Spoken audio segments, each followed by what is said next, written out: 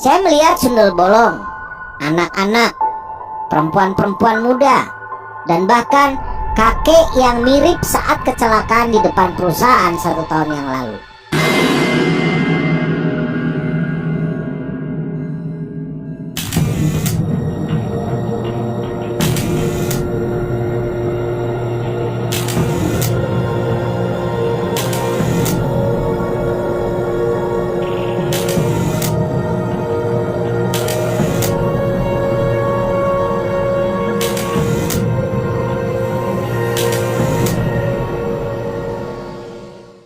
Assalamualaikum warahmatullahi wabarakatuh. Tetap dukung terus channel ini dengan menekan tombol subscribe dan menyalakan loncengnya.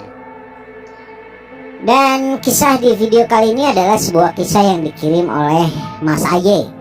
Kalau menurut saya ini cerita cukup horor dan mencekam.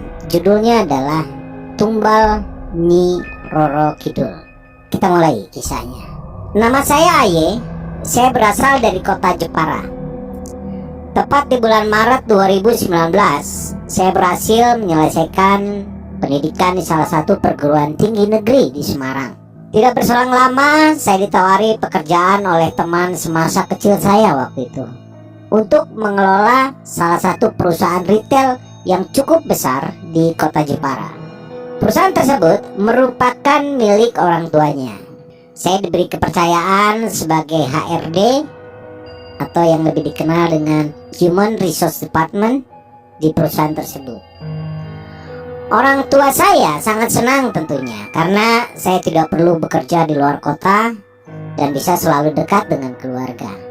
Saya dan teman saya mulai membenahi tatanan di perusahaan dan memodernisasi sistem perusahaan. Saya mulai merancang promo agar menarik pelanggan dan dapat meningkatkan penjualan perusahaan. Saya minta tolong kepada 3 orang karyawan, katakan inisialnya adalah AF, YL, dan SR. 3 orang karyawan tersebut untuk memasang banner promo di papan reklame yang berada di samping perusahaan. SR dengan tergesa-gesa naik melalui tangga bangunan yang menopang papan reklame tersebut. Tanpa sengaja, kaki SR menyenggol kabel listrik. Seketika itu juga SR tersetrum aliran listrik dan jatuh dari lantai 3 bangunan tersebut. SR seketika tidak sadarkan diri dan langsung dibawa ke rumah sakit. SR dirawat sekitar 1 minggu lamanya di rumah sakit. Setelah kondisinya membaik, lalu SR mengambil keputusan untuk mengundurkan diri dari perusahaan dan pamitan. Menurut Abah Yaiku, SR harusnya menjadi korban tumbal Nyi Roro Kidul. Tetapi karena isi kepalanya tidak lengkap, sedikit bonyong dalam bahasa Jawa, sukma SR yang tadinya dibawa ke pantai selatan dikembalikan lagi ke jasadnya. Berselang 1 bulan, terjadi kecelakaan yang melibatkan motor dan truk di depan perusahaan. Kakek pengendara motor meninggal dalam perjalanan ke rumah sakit. Kepolisian menyelidiki kasus tersebut dan melihat rekaman melalui CCTV yang ada di depan perusahaan. Yang mengejutkan adalah saat memutar rekaman CCTV, kami melihat kakek pengendara motor tersebut seakan-akan membelokkan stang motornya tepat di ban belakang dam truk. Kakek tersebut jatuh dan kepalanya membentur aspal jalan.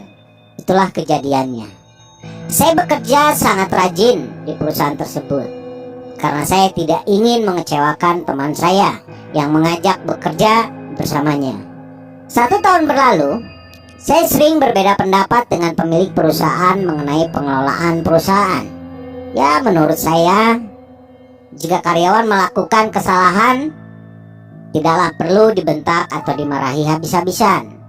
Karyawan cukup dinasehati dan dipastikan jangan sampai mengulangi kesalahannya. Itu menurut saya. Karyawan harus disentuh hatinya dan diajak bekerja dengan baik agar mereka semakin rajin serta berhati-hati dalam bekerja. Saya memberanikan diri menyampaikan pendapat saya kepada pemilik perusahaan mengenai sistem pengelolaan perusahaan. Waktu itu kami berbincang-bincang dan pembicaraan semakin memanas dan adu argumen tidak terelakkan lagi. Saya banyak dikasih nasihat oleh pemilik perusahaan. Beberapa hari setelah perdebatan kemarin, saya datang menemui pemilik perusahaan dan meminta maaf atas sikap saya yang kemarin. Saya tidak menyangka ternyata petaka mulai dari peristiwa tersebut. Saya memang memiliki fisik yang cukup lemah. Kadang saya sering batuk-batuk. Yang saya alami memang sudah berlangsung cukup lama. Tetapi setelah peristiwa perdebatan itu, penyakit batuk-batuk saya ini semakin parah dan semakin menjadi. Hari itu hari Jumat, saya bangun dengan keadaan badan sempoyongan. Rasa nyeri perlahan-lahan mulai saya rasakan di sekujur tubuh saya. Saya paksakan diri untuk berangkat bekerja dengan wajah yang sedikit pucat. "Pulanglah Mas," ucap salah satu karyawan ketika dia melihat saya. "Sebentar lagi pekerjaan saya masih belum selesai," jawab saya. "Tapi Mas, wajahmu pucat loh Mas. Pulang dan istirahat sajalah Mas," ucap karyawan tadi. Dan akhirnya saya memutuskan sekitar pukul 11 saya pulang ke rumah. Sesampai di rumah, tubuh saya langsung ambruk di atas kasur. Badan saya semakin panas dan penyakit batuk-batuk saya semakin parah, serta hilangnya nafsu makan. Lalu keesokan harinya, saya periksa ke dokter, dan ternyata saya didiagnosa memiliki mengidap penyakit tipus. Setelah minum obat, keringat mengucur deras di badan saya. Saya terus berganti pakaian karena derasnya keringat membasahi baju saya. Malam hari tiba, saya memejamkan mata dan bermimpi bertemu 3 orang anak kecil yang berlari-larian mengelilingi saya. Dan mereka berkata kepada saya, "Kak, ayo ikut," ucap anak-anak itu sembari mereka menarik tangan saya. "Moh, moh," balas saya sembari mengempaskan tangan mereka. Malam berikutnya, saya kembali bermimpi didatangi 3 orang perempuan. 2 diantaranya mereka memiliki wajah yang mirip satu sama lain. Mungkin mereka kembar, pikir saya. "Mas, ayo melu," ucap ketiga perempuan itu sembari menarik tangan saya. "Emoh, emoh," balas saya sembari mengepaskan tangan mereka. Badan saya kondisinya semakin memburuk. Setiap makan sesuatu, perut saya langsung mual dan memuntahkan semua makanan yang saya makan. Malam selanjutnya, saya berbaring di kamar ditemani ibu yang berulang kali menggantikan handuk kompres di kening saya. Sekitar tengah malam, saya melihat sosok perempuan berambut panjang, mengenakan pakaian putih, lusuh serta ada lubang menganga dipenuhi belatung menembus perutnya. Sosok itu melayang menembus tembok kamar saya. Air mata saya menetes karena ketakutan. Saya betul-betul takut saat itu. Saya menangis histeris melihat perempuan itu. Dan saya lihat perempuan itu melayang mendekati saya. "Kenapa nang?" ucap ibu saya sambil memeluk saya, mencoba menenangkan. Seketika sosok itu menghilang. Saya dibawa oleh orang tua saya ke tempat salah satu pengobatan alternatif di kota Jepara. "Loh nang, bosmu kok ngono?" ucap Pak Wahyudi. Pak Wahyudi adalah orang yang membantu saya dalam hal pengobatan. "Pripun Pak?" balas bapak saya dengan raut muka penasaran. "Wes metu wae, bosmu ora beres," jawab Pak Wahyudi. Kami pulang membawa obat herbal untuk dioleskan ke seluruh tubuh. Beberapa hari berlalu, badan saya kondisinya terus memburuk, disertai batuk-batuk hebat, dan berulang kali muntah-muntah berlendir hijau menyerupai nanah. Saat sore hari menjelang maghrib, saya tidur sebentar karena beberapa hari semenjak sakit sangat susah memejamkan mata. Saya melihat sosok makhluk tinggi, besar, dan hitam berteriak dari depan rumah saya. "Titeni kowe, mengko bengi tak gruduk wong akeh," ucap makhluk itu. Di malam harinya, Saya di rumah ditemani dua orang tante saya. Mereka adalah adik-adik dari bapak saya. Karena orang tuaku harus bekerja berjualan di warung makan. Saat itu waktu menunjukkan pukul 10 malam. Sosok makhluk besar dan tingginya melebihi rumah tetangga saya. Matanya begitu besar, merah menyala, taringnya besar dan lancip. Tubuhnya hitam dipenuhi oleh bulu-bulu dan baunya anyir seperti darah. Saya meneteskan air mata karena ketakutan dan saya semakin menangis histeris saat melihat makhluk itu datang bersama banyak orang dan mereka mengelilingi rumah saya. Saya melihat sundel bolong, anak-anak, perempuan-perempuan muda, dan bahkan kakek yang mirip saat kecelakaan di depan perusahaan 1 tahun yang lalu. Kakek itu mengenakan pakaian putih bercelana pendek dan keluar darah dari kepalanya. Ciri-cirinya sama persis dengan yang saya pernah lihat di rekaman CCTV. Nyebut nang, astagfirullahaladzim, astagfirullahaladzim, ucap tante saya sambil mencoba menenangkan saya. Saya terus menangis histeris dilanda ketakutan sambil berusaha zikir mengingat Allah Subhanahu wa Ta'ala. Tante langsung menelepon orang tua saya meminta untuk segera pulang. Dan sesampainya mereka di rumah, ibu saya langsung memeluk saya sambil menangis. Dan sepanjang malam saat itu, saya dan orang tua saya terjaga hingga fajar tiba. Kemudian kami langsung berangkat ke rumah Pak Wahyudi, yaitu beliau yang membantu mengobati saya. Dan sampai di rumah Pak Wahyudi, saya menceritakan semua peristiwa yang saya alami tadi malam. Sing marani kowe iku korban-korban biyen, lan makhluk ireng gede kui utusan Nyi Roro Kidul. Ora usah wedi nang, ucap Pak Wahyudi. Lalu kami pulang membawa obat-obat herbal untuk kembali dioleskan di sekujur tubuh saya. Dan saya diberikan gelang untuk saya pakai. Malam mulai semakin larut. Saya masih terjaga. Ibu saya terus berada di sebelah saya. Makhluk hitam besar datang kembali membawa orang-orang yang sama seperti kemarin. Mereka berjejer mengelilingi rumah saya. Entah kenapa, setelah saya memakai gelang yang diberikan Pak Wahyudi itu, rasa takut dalam diri saya mulai menghilang. Sopo Wahyudi, tak untale, jawab makhluk itu dengan nada menantang. Saya berusaha memejamkan mata, berusaha untuk tidur, tetapi saya terus terjaga dan tidak bisa tidur. Malam berikutnya, Abah Yai datang ke rumah mencoba mengobati sakit saya. Diombe nang, ucap Abah Yai sembari memberikan segelas air putih kepada saya. Lalu saya meminum pelan-pelan segelas air putih pemberian Abah Yai tersebut.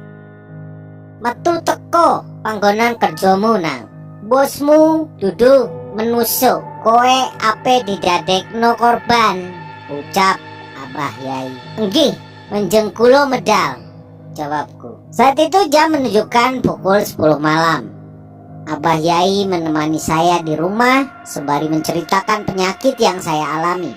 Menurut beliau, kejadian mistis yang saya alami karena saya mau dijadikan korban pesugihan dari bos tempat saya bekerja. Masya Allah. Makhluk-makhluk itu merusak organ-organ dalam saya, sehingga secara medis saya mengidap penyakit yang parah, tetapi tidak bisa diobati secara medis. Saya melihat makhluk hitam besar sambil membawa banyak orang datang mendekati rumah saya. Saya melihat Abah Yai mendekati makhluk itu. Lungo, ojo cipuk bocah kuwi, ucap Abah Yai. Kowe sopo? Jawab makhluk itu. Aku putune Ki Ageng Slo. Bocah kuwi anakku, ucap Abah Yai. Akone bose kon cipuk bocah kuwi, jawab makhluk itu. Lungo, ora usah ganggu bocah kuwi, ucap Abah Yai. Dan saat itu saya juga melihat sosok orang tua mengenakan jubah putih mendekati ke arah Abah Yai, dan seketika makhluk tinggi besar itu bersama banyak orang yang bersamanya tiba-tiba menghilang. "Seng bareng, jenengan mau sinten Yai?" ucapku. "Mau Kiai Hambali membantu ngusir buto kui. Insya Allah butone wes ora moro meneh," jawab Abah Yai.